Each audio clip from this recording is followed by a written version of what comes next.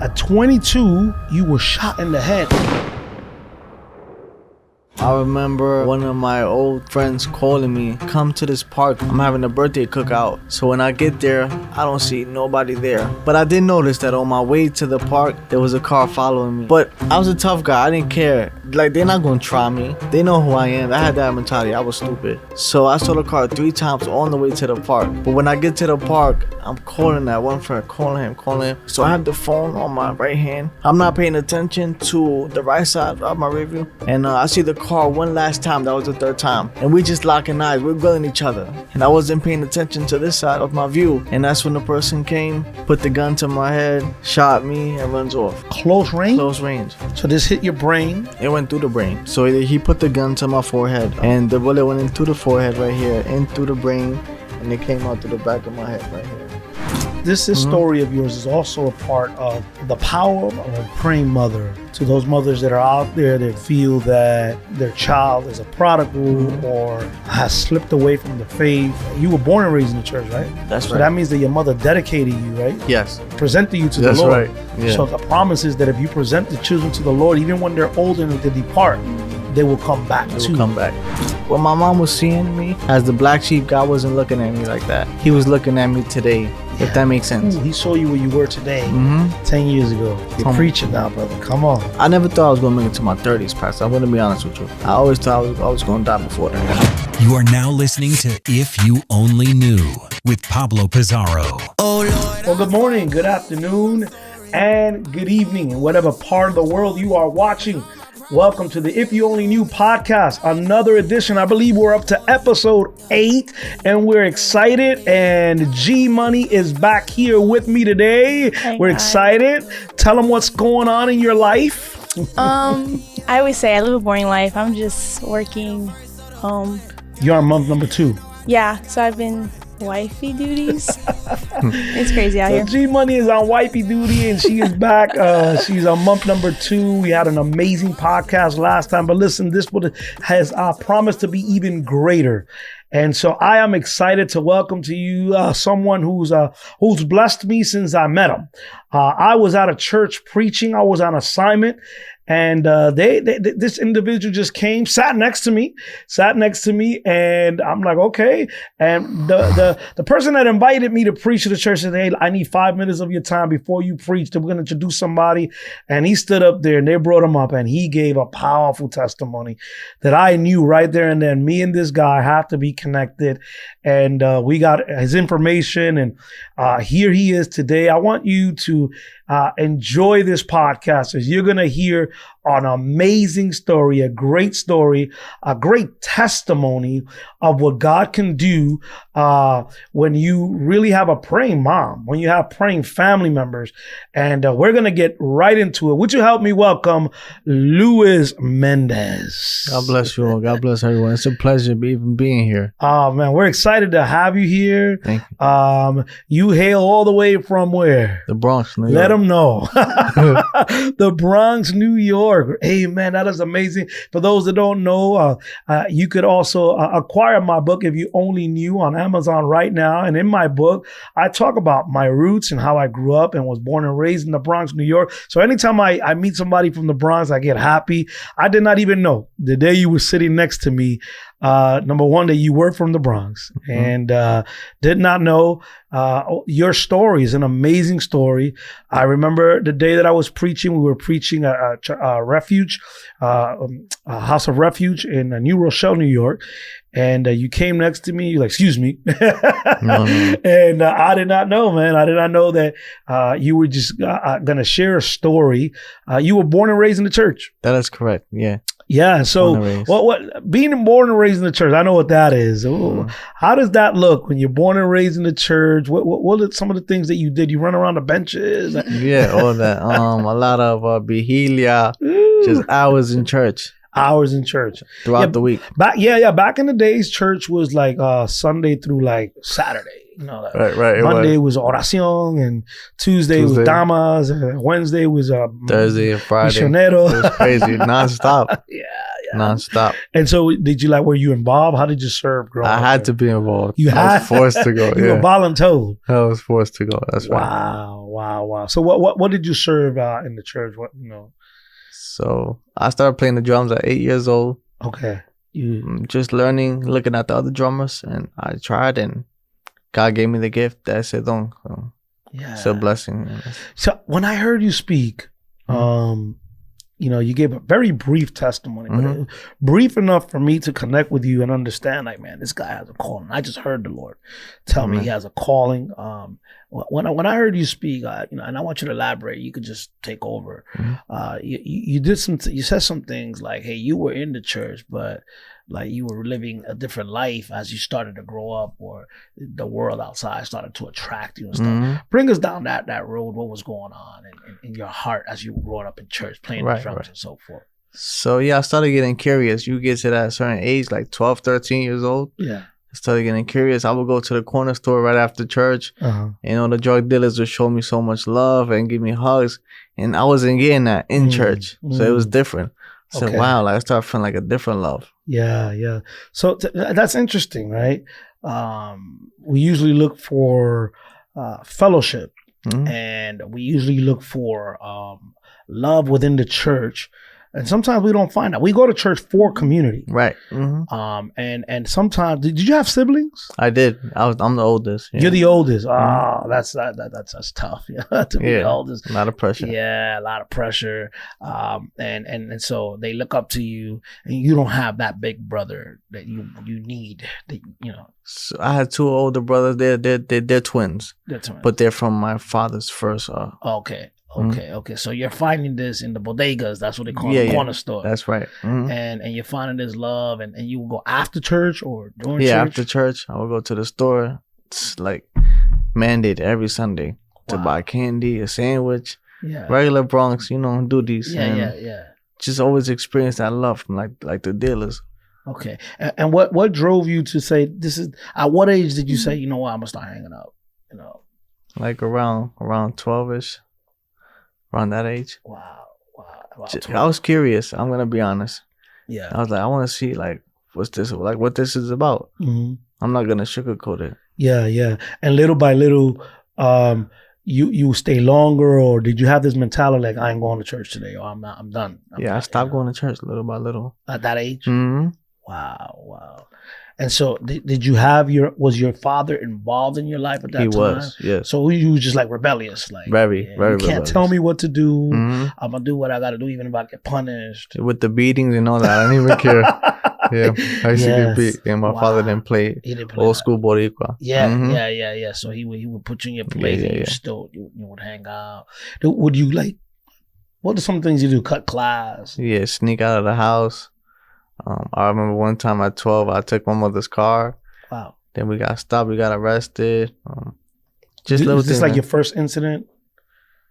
One of them. There's so many stories. Yeah. I'm gonna be honest. So for those that don't know, the audience in the Bronx, what area in the Bronx? I'm from Parkchester. So you were born and raised and grew up in that area, and that's where you used to hang out.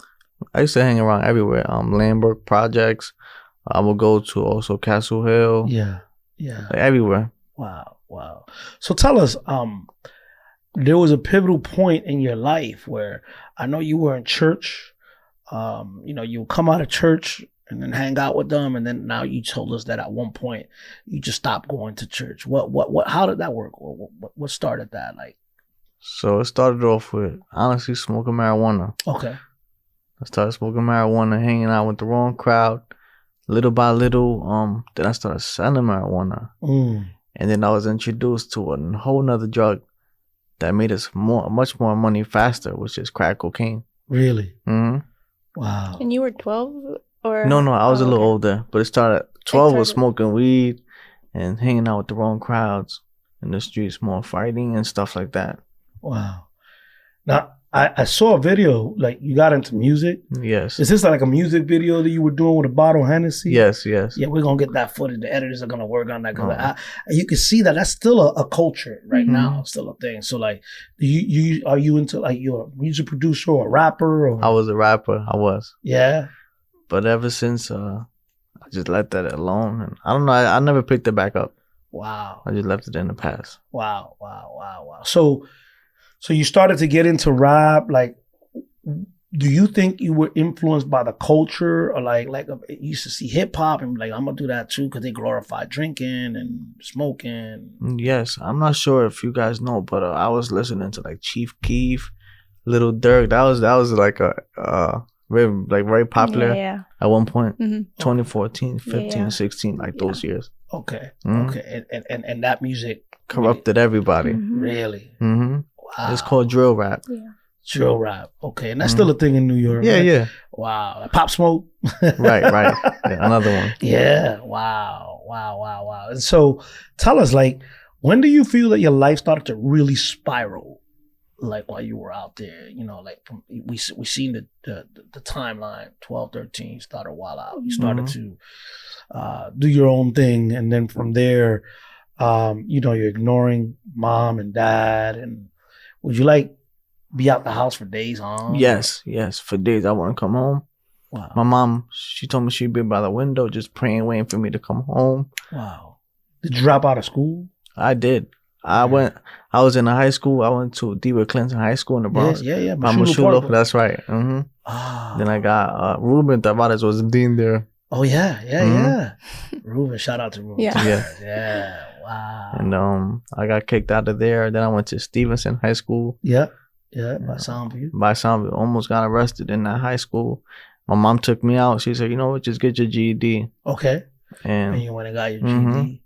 All right. And then from there, like, do you feel like you were still torn between the street life and school? Because you got your GED, you go to college.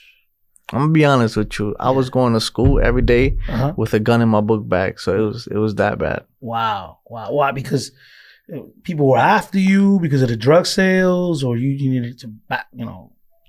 So like I told you previously, I was curious about the streets, but when I got into the streets and I saw how deep I was in, it's not what it really is. Wow. And especially when God separates you and you don't belong in the street life, you feel it. And I started getting like jumped by people, like friends and stuff. And I'm like, what happened to the love that I was first experiencing? Was there a point in like being so deep into the streets and everything that you wanted to get out and like you just couldn't? Or was there like a moment where you're like, I don't want to be in this, but I have to, or I can't do anything else? Yeah, later on, honestly, I felt like that later on. But when I was already like very deep in, like after like carrying guns every day, having to watch my back, like if my mom had to ask me to go to the store, I would have to go with a gun on me, which was whack because I had to watch for the cops, watch for my enemies, a lot of tension.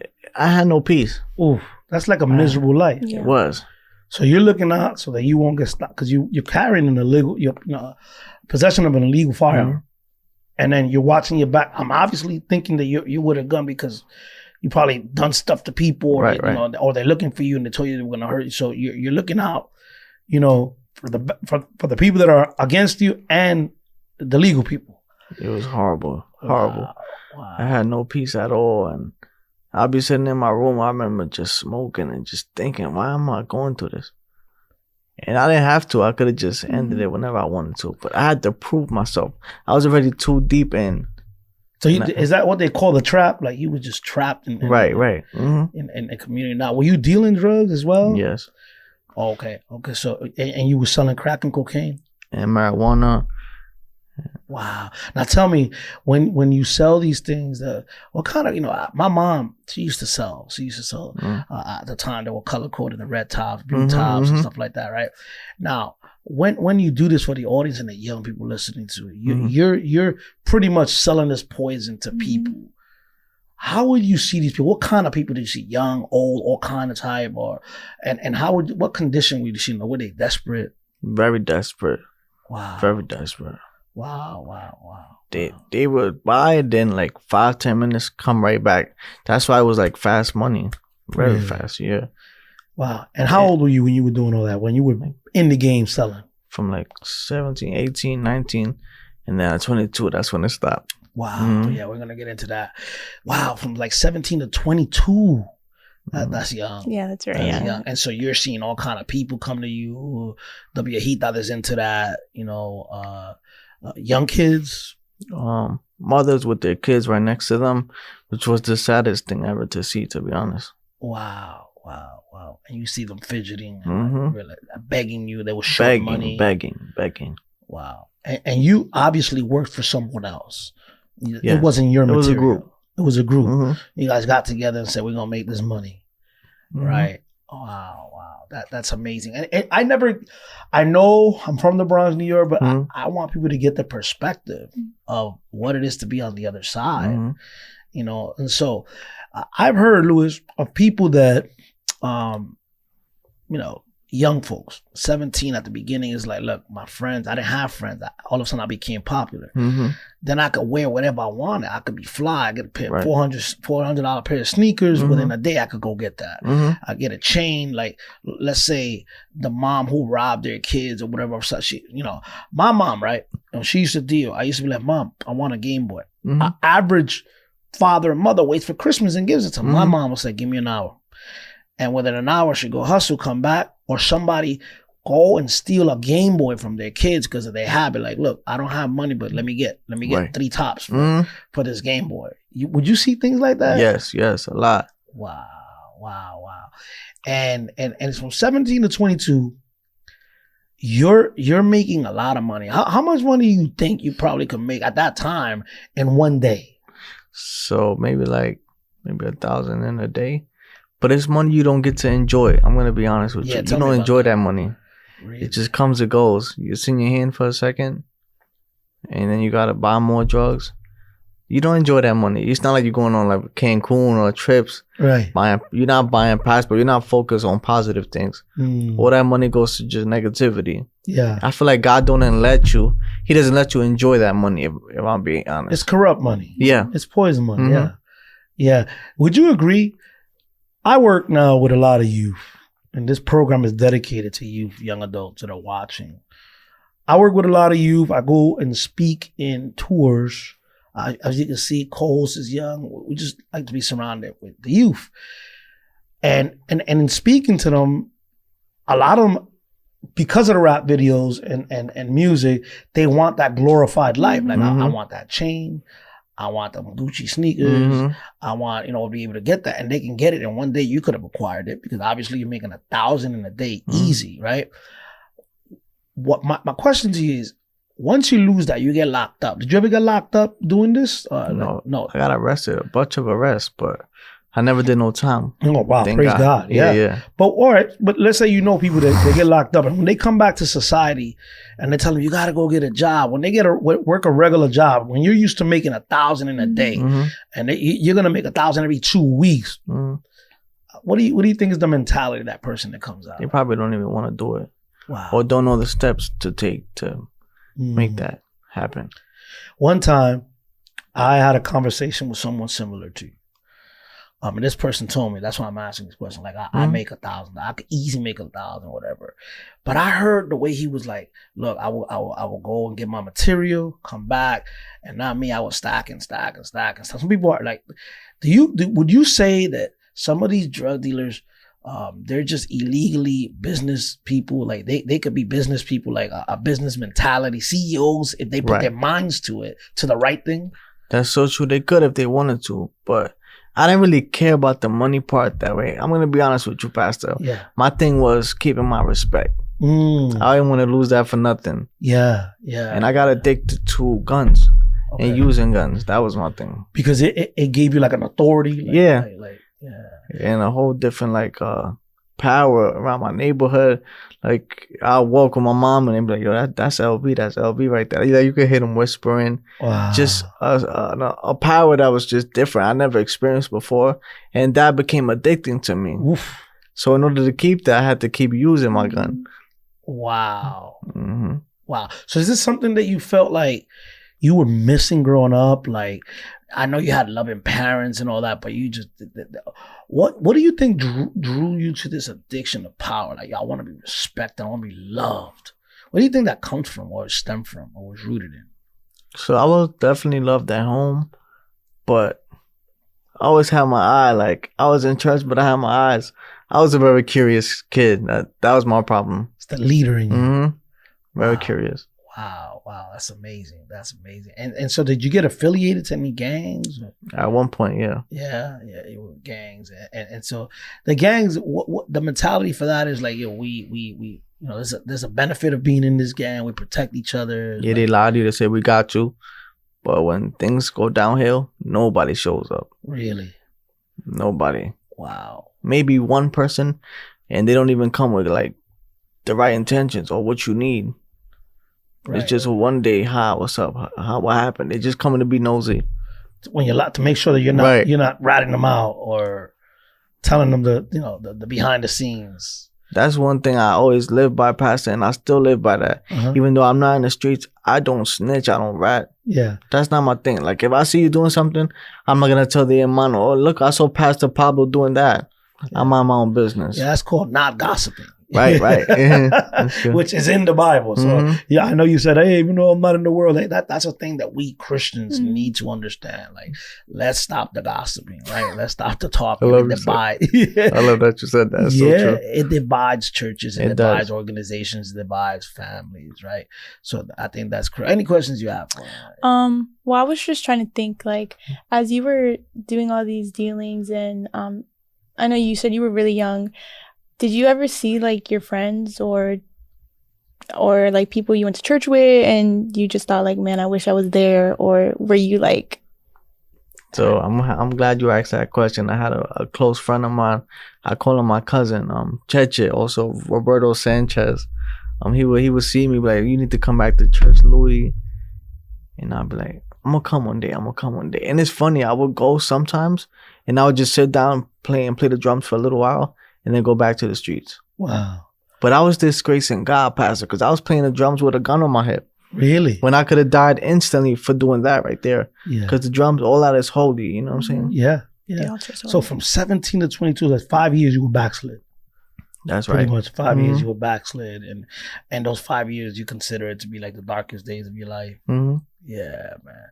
So I'm listening to you, and we've peppered you with questions already. I know that you say you grew up in a great family. I know that they were always waiting for you. Do you think that it was maybe the strictness of church that, growing up, that it kind of like... I definitely believe so. No, go ahead. Yeah, no, that's okay. So it kind of like held you back, like the more strict you're going to be with me, the more I'm going to go out there and do what you tell me not to do, that type of thing. Yes, I have friends that would go to the park whenever they wanted to. My thing was basketball too. I was pretty good, Pastor. I was good. Okay. I played for like a couple teams, but I couldn't go to the park by myself. My parents would let me. Okay. So like I said, I would have to sneak out, go to the park, play basketball, then come back and get in trouble. Yeah. So here, I have something with me. I met your sister when we were at the church where I was preaching at, and she said, I'm going to send you something, took my address and mailed me this book, and intrigued me even more about you, because this book is about you. This book is about you, and I'm sure you can get this where books are sold. Because it was sent to me from Amazon, so I'm sure that you got it. And it's by Jeanette Davila. Who's that? That's my mother. That's your mother. Come on. And so I would say that you're here because of the prayers of your mother. That's right. Yeah. Yes. Talk to me a little bit about your mom. Well, my mom is great. She's a sweetheart. Very loving woman, but very dedicated to God. God comes first. We always knew that as kids. She's a mom. I can tell by reading this and by seeing, we're going to see some footage of little pieces of footage. She narrated a little video about you. She was always by your side, never left you. She prayed you back. And the title of the book is in Spanish. Yo nunca me olvidaré de ti. I will never forget about you. Is that referencing you? You're the one that got away. No, so so that's prodigal? God telling me that. Oh, God will never forget about you. God, I will never forsake you. I will never forsake you. Wow, look at that. And so God, she's writing a book about God saying he will never forsake you, her son. And we're going to get into that. Do you consider yourself a prodigal? Yes, prodigal son. Yeah, That's true. Yeah. Out of your siblings, were you the only one that backslid, and Mm-hmm. and so like everybody else was still going to church, but you were the one black sheep? That's right. I was the black sheep of the family. Wow. 17 to 22. I think that is very crucial. Those are very important years. Mm-hmm. And through it all, I was able to read and understand and see that your mom was trying to guide you. Like, okay, you're not going to finish school. Let's get you your GED. Mm-hmm. And she's the one that came up with that idea. Yes. Right. And then it looks like she worked for a university or a college. Yeah, she still works in Bronx Community College. Look at that. BCC. Mm-hmm. Yeah. So she works and she was guiding you there. Right. Where you went on to get a degree of some sort, or you went to school? Yes. I went to Bronx Community College as well. Yeah. After I graduated from the GED, they automatically transition you into Bronx Community College. Nice. And I went there, and I remember I never liked school. I'm gonna be honest. I was never a school. A lot of our audience they tell you the same thing, but they like cameras. They're like, it's okay, I got it. Right. So you never liked school. Never. You just did it for your mom. Never. And you wanted to obey her. Right. Yeah. Right. Because I was the black sheep. I wanted to please her some type, shape, way, or form. You know. Yeah. I see that. So you still try to honor your mom even in the middle of this life that was luring you in. And so did you after you finished your GD you did your associates? I saw that you graduated. I started, then I dropped out. You dropped out after my best friend was killed, and my son Zaire Mendez was about to be born soon. So I didn't have no job. I was going to college. I said, how am I gonna support my son? So I just dropped out, and I went from job to job. And I remember the last job firing me because I had no education, and that's when I went to drugs. Got it. So you were expecting a son. A lot of these young men out there right now, they commit a premature move in their life, because I don't think kids are a mistake, whatever. No. Premature move, and you're like, dang, I'm gonna be a father. How old were you? 20. 20 years old. You said, I quit school. I lost my job. I'm gonna make fast money. Right. Do you remember how that came about? Or you just walk up to the dude like, yo, let me sell? Or they told you like, this is how you could do it. Like, so I knew all the right people. These are the guys that you started to meet in the corner store and stuff like that. And they told you that they'll put you on. Yeah. Like some of them. Then I met new guys, because it's like a whole organization. You meet new people all the time. Wow. And you go to different like neighborhoods and areas. Right. And you start meeting and so forth. Right. At the beginning, were you like shy, or like you just broke right into it and became top seller? Like, I had to work my way into this lifestyle, because I was born and raised in church. So I remember one of my best friend, he had to teach me literally how to walk with a gun in the streets. He's like, hold on, Lou, that's not how you do it. That's not how you do it. Stop looking to your left. Stop looking to your right. You look too nervous. Like, calm down. Wow. And then he ended up getting killed. Your best friend? Yeah. The one that taught you? Mm-hmm. Let me tell you something, guys. I remember preaching a sermon, Louis, right? And I talked about the people that seduce. Listen to this. Spirit of seduction. People think that when you hear that word seduction, you think that it's somebody that's luring you for sexual pleasures. But seducers are people that lure you in. And when they lure you in, they start to teach you. And I think in my sermon, I said something to this effect, where I remember, like, when we were in school growing up, if a bilingual kid came from another country, didn't know how to speak like English, we would teach them all the bad words first, right? And so these are people, seducers, they teach you the bad things. And so when you have a best friend like that, there's teachers out there, just like in the church, there's mentors. The world has its system. It has his ranks. Satan has all his minions and his demons teaching you how to do these things. And here we are in the church, sitting down, not mentoring a boy, not bringing these young people around you. And the enemy is teaching you bad things. And I always wondered, right? Like, who's teaching these kids how to, where all these guns coming from? Do they drop them off where they say on a crate and here, let's kill yourselves? Or how are the guns flowing into our streets? Where do we get them from? And I'm not looking for you, because you're still in the hood and you're still in the neighborhood. We don't want to give all the information out, but something like that, a friend had to teach you, and he loses his life. And so how did you deal with that? So I remember it was hard. I was cutting class. I was supposed to be in Bronx Community College, and I was on my way home to my block. And my friend was passing away right by the building I was on the bus on. Wow. Taking his last breaths. That's what bothered me the most. But to be honest, another thing that bothered me so much, Pastor, was one of the hermanas from church. She gave a testimony on the mic. Said that somebody died in front of her door, but she looked and she didn't call the cops or nothing because she was minding her business. That's what they teach you, I guess, in church, right? And I'm like, wow. So when we got the report, he died because no oxygen. He could have survived that. Wow. If the ambulance would have came in time. And for years, I held that grudge. I'm like, wow, that man, like, she could have called the ambulance, but she never did. Wow. Yeah, so that was difficult for me. That was tough. And you have to deal with that drama. Mm-hmm. Did you ever get therapy for that, or the streets were your therapy? No, never. Yeah, in the Bronx, that's like that thing. We see dead people and you walk, and people that grow up in the projects, that it's not normal. You can't see that, but you grow up with these traumas. And imagine, these are things that you see in other countries, in third world countries. Mm-hmm. PTSD is real. Yeah. And do you think that some of our young people suffer from that out here? I believe so. Yeah. I truly think so. And that's why they're going crazy and crazy, just shooting at each other midday. Is it over, it could be trauma, but also turf wars. I think it could be like a pride thing. And also, Pastor, it's addicting. Like, once you shoot one person, it's an addiction. You just keep continuing to do it. Wow. You can't stop. It's like a crack cocaine type of drug thing. You can't stop, honestly. Wow. I've never heard it like that. I never heard it like that. We got some of these young guys running out there, and they're probably addicted to the adrenaline. There you go. Wow. Never saw it that way. This just right here, that's a clip. I'm telling you, this is gonna garner some people looking at that, because if we understood them, maybe we can meet them where they are. Yeah.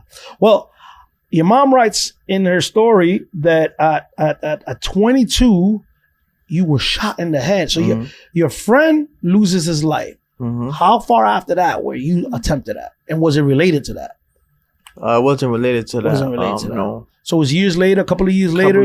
Yeah. Yeah, a couple of years later, you were shot at the head. Tell us what led to that, if you still can, This is when I first heard your testimony. This is why he's here. Like, I've been stalling. Here's the good stuff here. Gina's like, get with it. Right? It's in the book, and I do understand this is your mother's perspective. Right. But you're writing a book.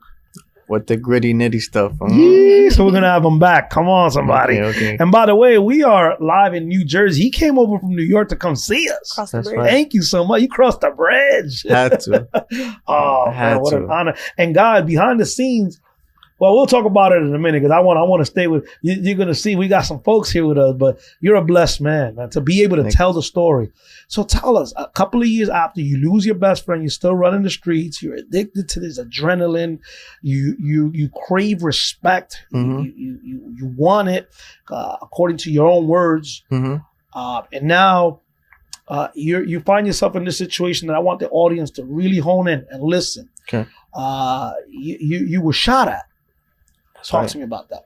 So, because I was doing music, I was rapping, I was selling drugs. I was also popular. I had a name in the streets, and people knew me on different blocks and neighborhoods. So a lot of jealousy comes with that as well. Yeah. And I remember one of my old friends calling me. Hey, he called me early in the morning. Come to this park. Come to this location. I'm having a birthday cookout. Just bring marijuana. There's gonna be girls here, liquor. You don't gotta bring nothing else. Just come. So when I get there, I don't see nobody there. But I did notice that on my way to the park, there was a car following me, and I knew the people who was in the car. I didn't have problems with them, but I had problems with their friends, associates of theirs. But I was a tough guy. I didn't care. They're not gonna try me. They know who I am. I had that mentality. I was stupid. They're not gonna do nothing. They know. So I saw the car 3 times on the way to the park. But when I get to the park, I'm calling that one friend, calling him. I called them 26 or 27 times, the officer said. No answer.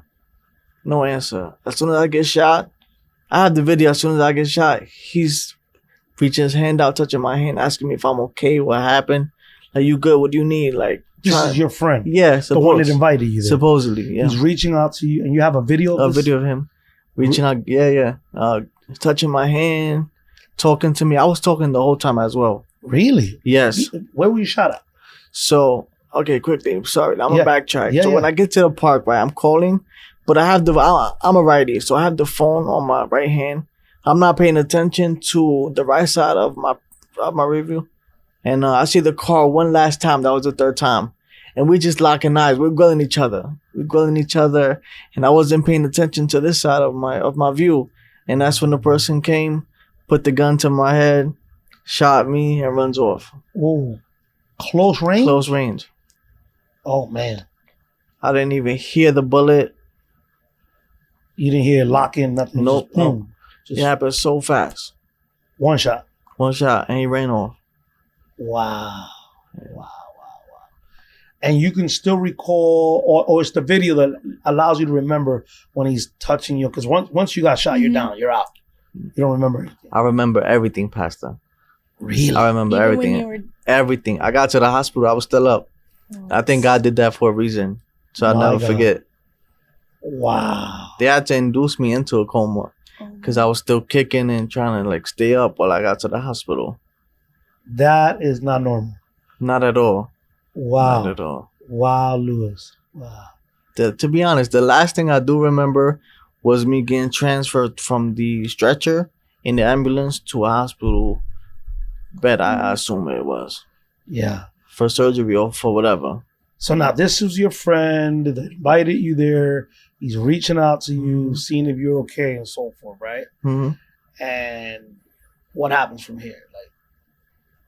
What when you find out, what was the cause of this? What happened? What was going on? Was it somebody you had a problem with, or So I think it was just pure jealousy. To be honest, just pure jealousy. Yeah. Mm-hmm. They say that betrayal comes from where? The people closest to you. People closest. Right. Mm-hmm. People close to you. Do you think that it was a setup? It definitely happened. It was too perfect. And remember, I was outside every day. I had 2 guns on me every day. A little 22 and a 40 on my waist. Wow. Every day. And that was the first day I left my gun at home. I didn't take, because I was already comfortable outside. I felt like I didn't need it. Plus, I was going to a neighborhood where there was a lot of cops around. So I didn't want to bring it over there.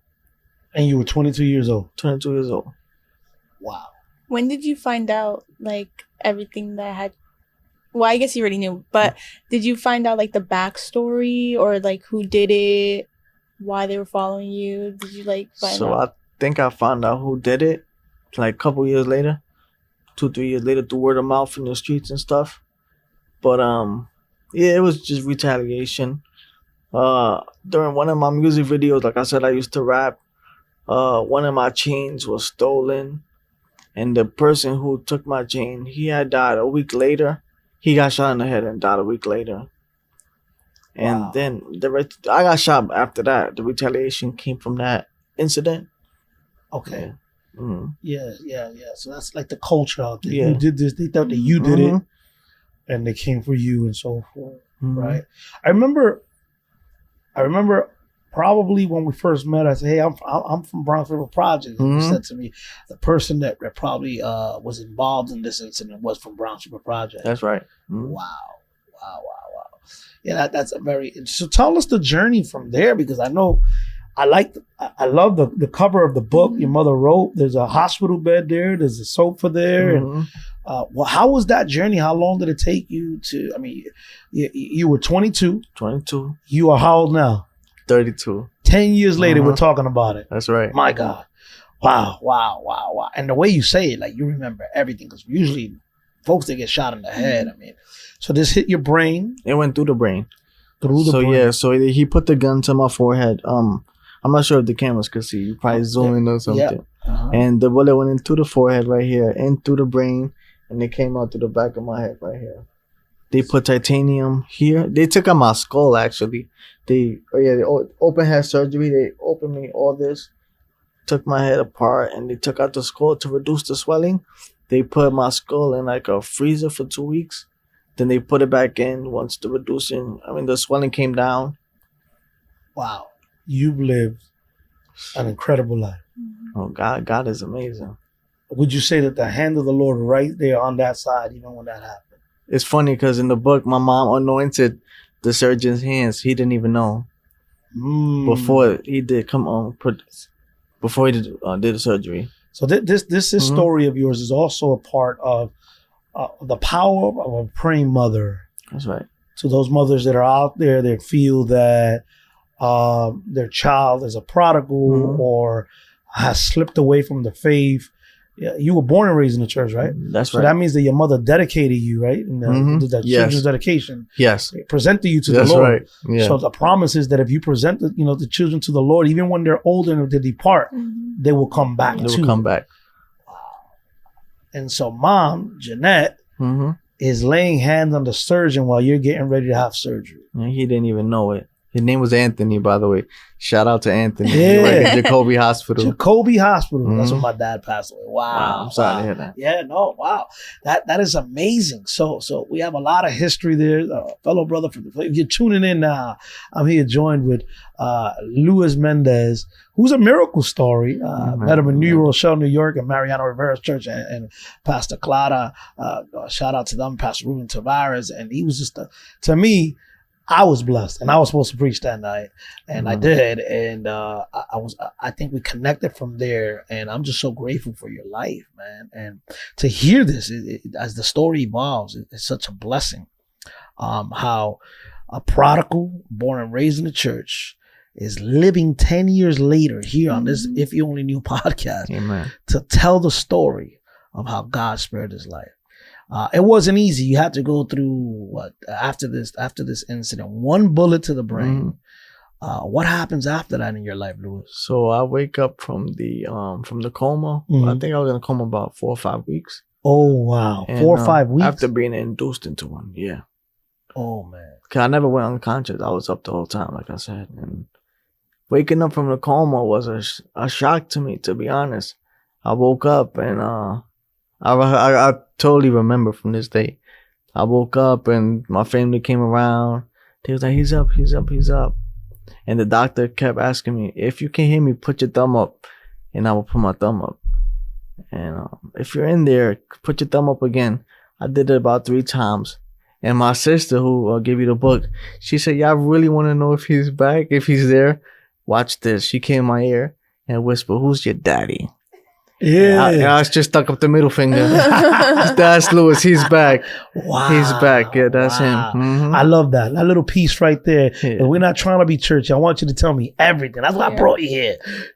I'm not better than anyone. I'm not this holy, perfect person. Yeah. I'm just like everyone else who's just trying to get closer to God. Yes, sir. And that's why I humble myself, because I'm nobody, man. Yeah. And I'm just trying to be better every day. That's all. Wow. So you're in a coma 4 to 5 weeks. So let's talk about that, because I want to dissect everything. I may not even have the editors. I'm like, dude, Mike, but let's dissect that. You're in a coma 4 to 5 weeks. It's pretty much like you're sleeping. Right. So it's like the last thing you remember, they're transferring you to the hospital. When you wake up, you think it's like the same day, but you were out for weeks. Right. Exactly. Family visiting you every day, praying. I'm sure the church about maybe probably your brain is swelled up. Right. Your face, right? 4 to 5 weeks. Do you recall like dreaming? Everybody asks me that same question, and no, I didn't go to heaven. I didn't see. Yeah, because people usually like, I went to heaven. Yeah. No heaven for you, man. Nah. Wow, no hell. Nobody screaming. He didn't send you back and say, go tell my people. I'd be lying if I said that. Wow. Just sleeping. I think God gave me like a deep peace, because I was just going through so much. God gave me just time to just sleep and just be at peace. I want to take this slow. You said God gave you a deep sleep. 17 to 22, 5 years. That's a tough age. Don't really finish school. You go back and forth. You have a kid coming, right, on the way. And I'm assuming when you were shot, your son was already born. He was 2 years old. 2 years old. So I was with him that day as well. Oh wow! So all this has got to be in the subconscious. you get shot. You know, I don't know if you've ever seen, I know this is bad or you can edit it out, but I don't know if you've ever seen the movie Carlito's Way, when at the end when he got shot, they're rolling him into the bed and there's a scene that he's like, oh, I really messed up now. You know, like you are you thinking, or are you just like, yo, this is painful, or you know, what is your mind saying? Like, or you just numb or in shock or fight or flight mode, and it's like I'm just adrenaline up, right? But when I woke up, when you're on your way to the hospital and when you woke up. On my way to the hospital, the ambulance, the people, they kept telling me, don't go to sleep, stay up. They kept trying to keep me up, and I just didn't go to sleep. I remember I kept kicking my feet. I don't know how, but somebody stole my sneakers. Oh yeah, that's what happens. You know, they take Crazy. the chain, they take all that stuff. Yeah.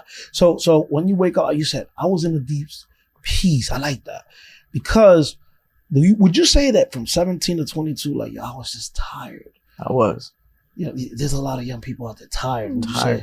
They're like trying to keep up this image, addicted to this adrenaline lifestyle. Yeah. And you feel that God awarded you with a peace that surpasses all understanding. It's a different way to get peace. I mean, get shot in the head and go to sleep for 5 weeks. Wow. So you feel that was his plan. That you've been through so much that he just wanted you in a deep peace. Deep peace. And I just slept throughout that coma. And no dreams, no nothing, just sleeping. Yeah. Resting. Wow. Definitely in his presence, I would say. For sure. I actually have a question. Of course. When you woke up, when you were thinking about everything, did you want to go back into the life that you were, or did you think that this was a chance to go, like, to get out of it? Oh, that's great. So when I woke up from the coma, I didn't know that I was shot yet. So when I was on the floor, I thought I had got hit in the head with a hammer or something, like a hard object. Because I remember being on the floor. I told my friend to pick me up twice, but both times I fell, I couldn't walk. And the last time I fell, I felt a burning sensation. It was killing me. And I just touched the back of my head, looked at my hand, I saw the blood. I was like, damn, I must have got hit in the head with something. Like somebody hit me with something. So when I woke up from the coma, I didn't know I was shot yet until my mom had told me. Ooh. So that's a great question she asked. Like, they tell you got shot, are you like mad or like, yo, we're gonna get even, we're out of here, we're gonna do this, or you like, this is it, I'm done with the street life? No, I wanted to get even. Okay. So how long it took for you to be like, that's it, I'm changing my life around? Was it during this process, or was it like something called your attention, like, you know, because you want to get even? Talk to us about that. So throughout the process, for sure, when I woke up from the coma, I was broken. I'm not even gonna lie to you guys. I couldn't talk. So when therapists would ask me, okay, let's work, Louis. What's your goal? What do you want to do? I'm in a wheelchair. I can't talk. Like, how can I answer you what I want to do? I want to get better, but I can't tell you what I want to do because I can't talk. My neck was like this. I could not pick my neck up. I couldn't walk. I was bedbound. I woke up in Pampers. I'm like a tough guy waking up to all of this. Yeah. Just try to think. It's really humbled you. Hard. Yeah, humbled me for sure. And that's why I'm trying to keep up that humility. Wow. How many surgeries you went through? You recall? So yes, 1, the trach, 2, the feet, and 2, 3. 3 surgeries. 1, 2, 3, 4. What were the well, I guess now, but what were the permanent injuries from like that incident? What's something that like, what did it leave you with like now? Okay, so Pastor brought up something. Okay, that's a great question. PTSD, like my son laughs at me when I hear a sudden noise, I tend to just jump sometimes. Not because I'm scared, it's just PTSD, I guess. Yeah, fireworks. Yeah. Oh, I remember my first July 4th back home. Pastor, I could not sleep that whole night, just jumping in my bed. Yeah. From the fireworks, the noise. It was bad, yeah. You got to understand that G and I here, we don't, it's not your average case that we get to interview somebody who survived the shootout. We got them all over. We're in Newark, New Jersey. For those that don't know, he's from the Bronx, New York. We're in the inner city. We're doing the work of the ministry. And I am a chaplain for now 26 years. I work with the police department, those that know. And I was just telling some of my leaders yesterday, I've seen 13-year-olds with bullets to the head. I respond to the scene where the yellow tape is there. And I have never had a chance to interview someone who's a survivor. Glory to God. And so this, you got to understand, we probably got a little bit more questions here. Like, what is this? Where's an FBI? No, take your time. Let the Holy Spirit when guide I us. met you, I just knew that God's hand was, it had to be. Right. It had to be. So G asked, like, you know, some permanent injuries that you have to this is PTSD. Tell me, I'm sure there's other stuff, you know, that we could look at. And left your arm, nerve damage? Yeah, I haven't moved my arm in the 10 years. Oh, it's dead. It's alive. I just can't see it yet. Oh, if that makes sense. Amen. Did you guys hear that? Come on, man. Lord, let it be now. Come on. Amen. In Jesus' name. Wow. Yes, I like that, man. Lewis, I'm proud of you, man. I'm just so grateful to meet you. You really are a changed man. You didn't do a 360. You did a 180. You did a 180. All the glory goes to God. And so you did therapy for how long? Yeah, about 10 years. I'm still doing therapy now. You still go to therapy? Yeah. 10 years later. 10 years later. Wow. It was the right side, you said? Yeah, I got shot in the right side. Right. So the right side of your brain controls the left side of your body. Okay. And the left side of your brain controls the right side of your body. Yeah. So that's why I haven't been able to like correctly move the left side of my body yet. Hey, I have another question. No problem. This is probably like jumping far in the future. But how long did it take for you, after, I know you said it took a while to like go back to Christ. How long after did it take for you to forgive this whole situation, your friend, the person who did it, and everything in that? And how did it come about? Like, when was the day where you're like, I forgive you, and genuinely felt at peace? So coming back to Christ, I tried to be slick. I'm gonna be honest. I'm not sugarcoating nothing. I knew of God, so I told my mom I couldn't talk yet. Right, I wrote on a paper. Called Theo, was which my like the pastor. He called Theo. I want to accept Jesus. I was just desperate to get out of the situation I was in.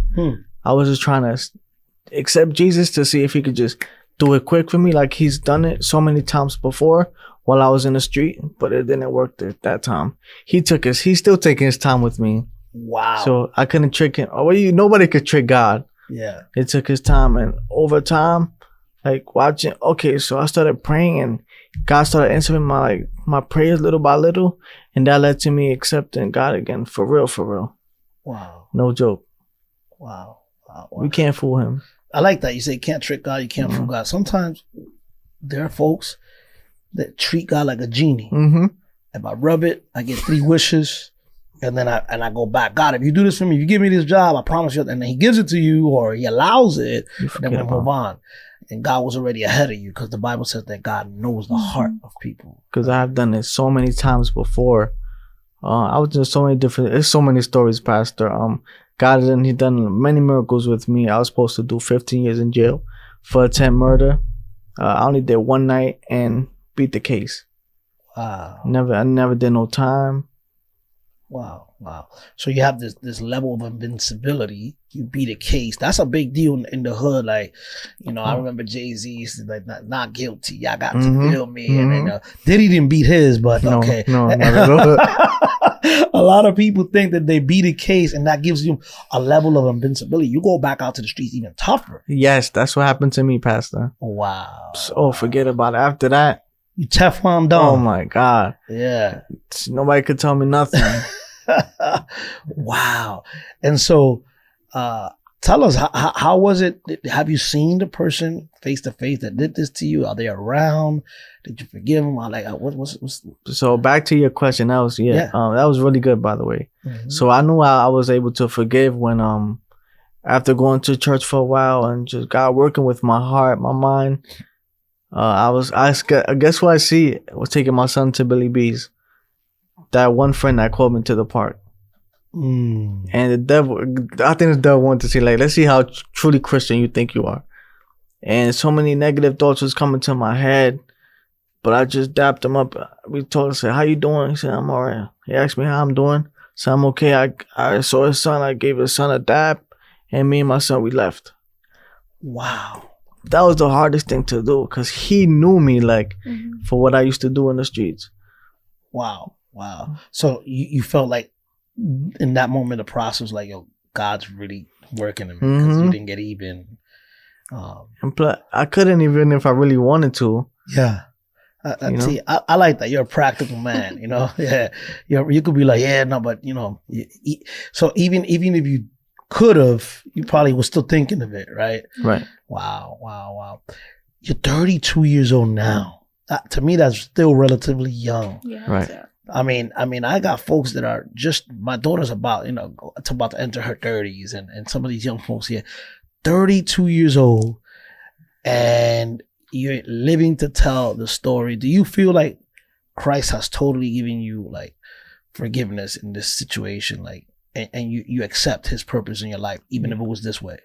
Yes, I have. I never thought I was gonna make it to my 30s, Pastor. I'm gonna be honest with you. I always thought I was gonna die before that. Yeah, that was my mindset. Wow. And here you are. Now, we're going to fast forward as we wrap this up. Man, I think we're going to have to do like a part 2. Yeah, I'm going to ask all my questions off camera because I have so many more. No problem. We're going to keep it rolling. You have a son, you mentioned. Yes. And behind the scenes, people don't know, but I got to meet your lovely bride. Amen. Yeah, what's her name? How many years? Well, how long you been together, married, whatever? Her name is Dianera Mendez. Yeah. And we've been married since October 25th, so we're about to make a year. Come on. And she got something in the oven is cooking, but it's not ready yet. Yeah, come on, man. Oh, congratulations. This is where we put the hand claps in that area. You know what I'm saying? Yeah. Wow. This is like a feel good story ending. Right. To a story. Your mom's prayers are still before the presence of the Lord. Your mom, obviously, she's still alive. She's writing books. Right. You're writing yours. And your mom, right now, what's she doing? Right now, she's in Colombia on a missionary trip with my younger sister. Yeah, that's the one I met. Yeah. Oh, my gosh. That is amazing. That's amazing. And what are you doing right now? Do you see yourself getting ready or doing telling people obviously what you're doing now, but telling people your story? Like how is God using this for His glory? So I'm currently working right now. I'm a youth lifestyle specialist for Good Shepherd Services.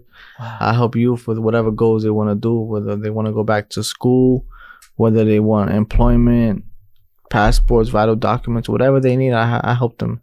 Really? You're helping youth? That's good. Right there on Burnside and Jerome. Yes, sir. Yes, sir. Not too far off of Yankee Stadium. That's right. Oh, man. That is amazing. That is amazing. So you're helping youth. I don't know if I'm going to be the first to break it here, but I can see you doing tours, speaking tours.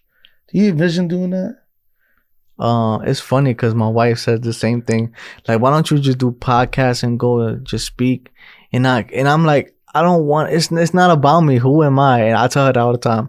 I'm nobody. Like, if God wants me to do it, I'll do it. But let Him tell me. Like, I don't want to seek my own glory because I did all that in the streets. It's not about me. Well, for someone who says you were addicted to the adrenaline of like being respected, which is pride, you have anger issues, or there seems to be a tone now in you, like this humility. Like it's like, not that we had a hard time getting the questions out of you, but you it seems like you don't like to talk more about you. You like to just point to God. Right. That's the humility. And you said I'm still in therapy. So this is what's keeping me humble. Wow. So I can see that in your life.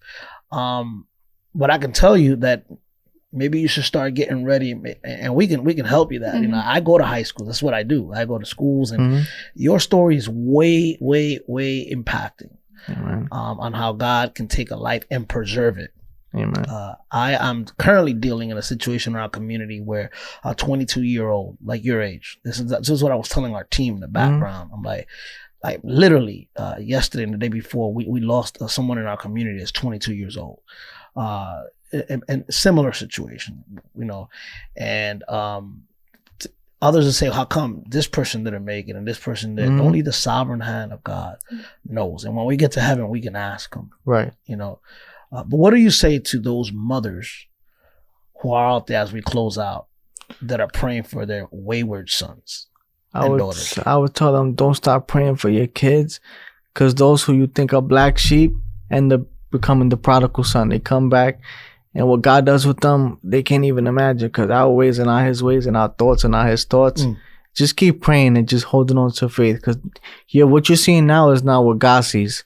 That's what I imagine too, Pastor. What my mom was seeing me as the black sheep, God wasn't looking at me like that. He was looking at me today, if that makes sense. Ooh, he saw you where you were today, 10 years ago.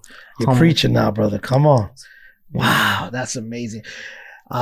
Zaire, your son, is in the background here, man. What message you have to your son? This is a capsule. This is something that he's gonna remember coming to this, but he could also watch this when so he's 12 now. In 10 years he'll be your age, 22, right. when this tragedy happened. What's something you want to leave to him and say to him? To just stay with God, stay in church, and try to follow Jesus and me as well. I'm trying to be like God. Yeah. So don't just follow me, follow him. Yes. And yeah, that's good. That's a good advice. The apostle Paul said, be imitators of Christ, of me as I follow Christ. Right. That's good. That's good. And what words you have for your wife, man? She's expecting your unborn child. That's another blessing from God.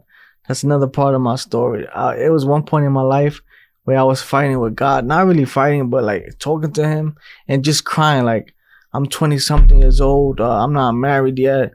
Like I tried different relationships. It wasn't working. And like I remember going on a date really quick. And that one day she saw my condition in person. That was the last time we ever spoke after that. So it was that bad. And I'm like, why am I going through this, God? And now I have a beautiful wife who loves me for who I am.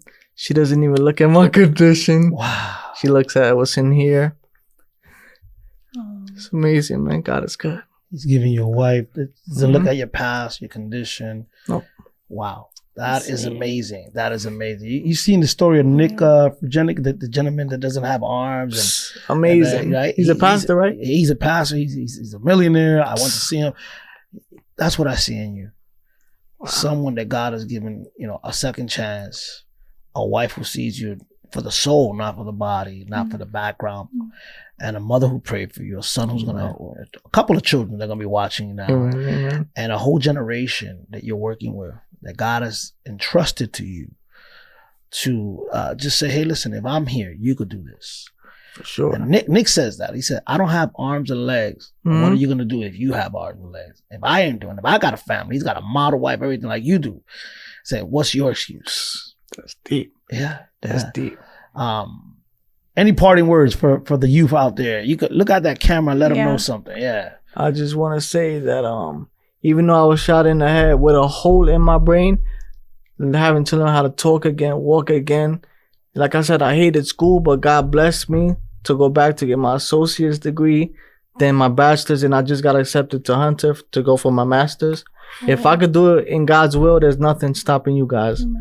Just stay and trust the Lord and just follow him. Stay in your Bible. Don't quit. Don't stop.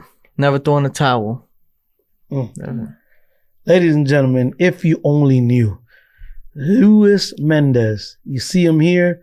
Clean cut. He's looking good. He's looking smelling good. He's got a family. You look at him. If you only knew where God took him out. Stay tuned and follow this. Can they follow you somewhere or?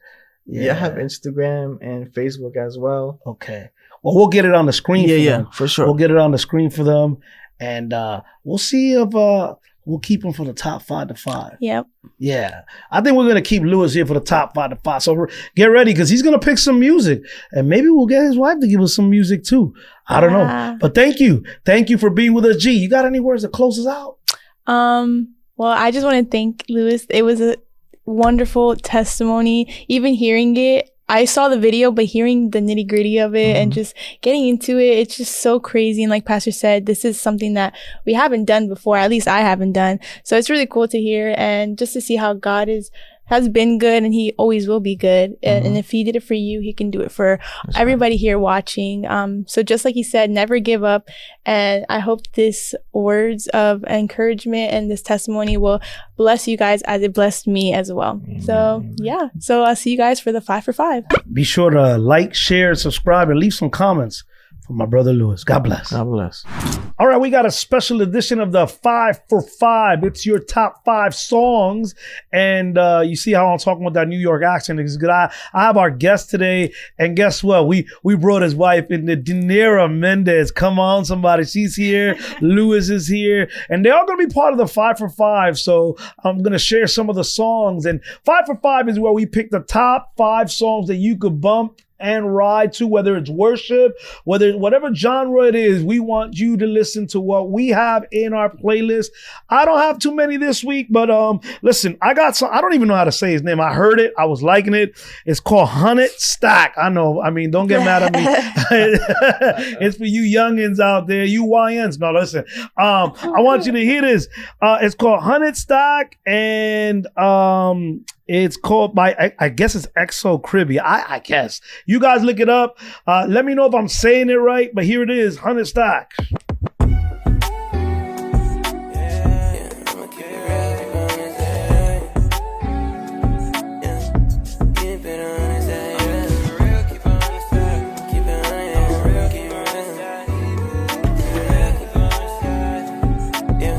I like the intro. I'ma keep it real on the stacks, yeah. I've been living with the king, I don't really gotta care. They say, Kofi, how you doing? It ain't fair. It ain't me, it's the king, it be talking in my ear. Made me so bold, I don't feel the fear. Put my trust up in the word, it's the only thing I hear. I'ma keep it real on the stack, yeah. I'ma keep it real on the stack, yeah. So that's it. Number 1, Xocribby at a Hunnit Stack. Listen, when you hear the word 100 stack, that means he's keeping it 1,000. He's keeping it real. We need people to keep it 100 stack. All right. G, what you got? All right, so today I have yet another worship song. I have Let the Alabaster Break / Alabaster Box by Lizzie Morgan. I'm just going to play like my favorite portion of it. So. Let the alabaster break. Let the alabaster break. Let the alabaster break from a song it can't contain. Let the alabaster break as we give you everything. Let the alabaster break. Jesus, at your feet we fall. Let the alabaster break. You are. So yeah, that's Alabaster Box / Let the Alabaster Break. Lizzie Bye. Morgan. She's Yeah. killing it right now in the worship. Yeah, genre, man. she's so good. To me, she's the top one right now. Is she more Mercy Culture? No? Okay. But they're good too. Lizzie Morgan is killing it. So coming in number 2, Let the Alabaster Break, or Alabaster by Lizzie Morgan. Hey, we got number 3 for the first time on our show, 5 for 5, Dinero Mendez. Tell us what you got. I have some CeCe. I think your name is Winans. Yeah. It's called Holy Forever. This is the go-to for me. Oh, yeah. Listen, I think we were kind of singing that the other day, Holy Forever. Yeah, let me hear that. Come on, play that. Is the highest, your name. Yes, that's a classic right now. Your name stands above them all thrones and dominions, all powers and positions. Your name stands above them all, and the angels cry, holy, all creation. We were singing that on Friday, coming in on number 3, CeCe One. I like that version better. Yeah. Yeah. It's got some soul to Yeah. it. Dinero giving us her pick, y'all. Listen, you got to bump that. If you want to have a moment in the car with the Lord, Yes. put on some CeCe One and lift up your hand. Hopefully you got tints and you could cry that over the boogers out. Come on, somebody. Thank you, Dinero. Coming in at number 3, CeCe Winans with Holy Forever. Listen, we got Lewis Mendez. A great testimony we just wrapped up. And what you got coming in at number 4? So I haven't been able to stop listening to this song. It's by Forrest Frank. It's called Jesus is Alive. And it's just a hit for me. Muhammad is still in his tomb, and Joseph Smith is still in his tomb, and Buddha is still in his tomb, and Confucius is still in his tomb. But there is one man who was not found in the tomb. I've been there. The tomb is empty. He was seen alive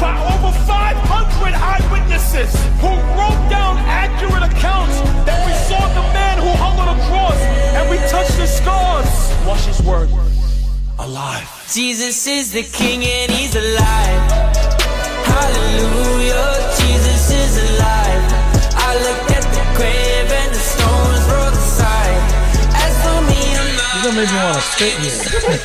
I don't spit. Coming in at number 4, Forrest Frank, Jesus is Alive. Now, did you know he put out a whole album of remixes with that song? And by the way, the intro is everybody's favorite preacher, Philip Anthony Mitchell, on that track. Of that was a good one. Yeah. Lewis, you picked a good one. Because we're about to be like, Jesus is alive, and start singing that. Coming in at number 5, last one is one that I've been listening to. Don't judge me. You guys heard me. I've been listening to some Afro beats, man. And Afro beats is in our blood. If you're Taino Indian or you're from Puerto Rico or Dominican Republic or Cuba, and the Afro beats are really doing their thing right now, making their comeback. There's a song called "Open the Door," and that "Open the Door" song is by Kofi Dartey and Reggie Dartey. Now, I had the honor of meeting them last month in Chicago. Like, I didn't know it was them, and when I saw them, I'm like, wait, you're like my favorite song. And they're like, it's us. And I met them in Chicago. I'll put up the picture for you. Coming in at number 5, "Open the Door" by Kofi and Reggie Dartey brothers.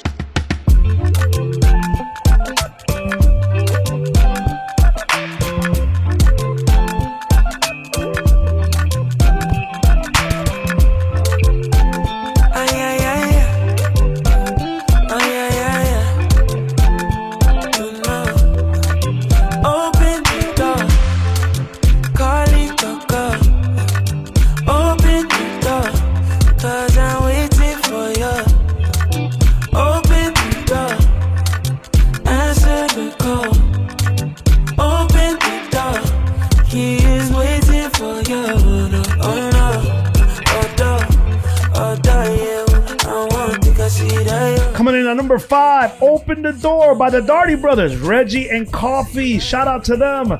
Great music. Listen to me, folks. Open the door. Christ is knocking on the heart of your door. That's a great song for the beach tomorrow. Come on, as we be baptizing. Listen, this has been the top 5 for 5 with our special guest, the Mendez couple. Come on, somebody. Thank you for being with us.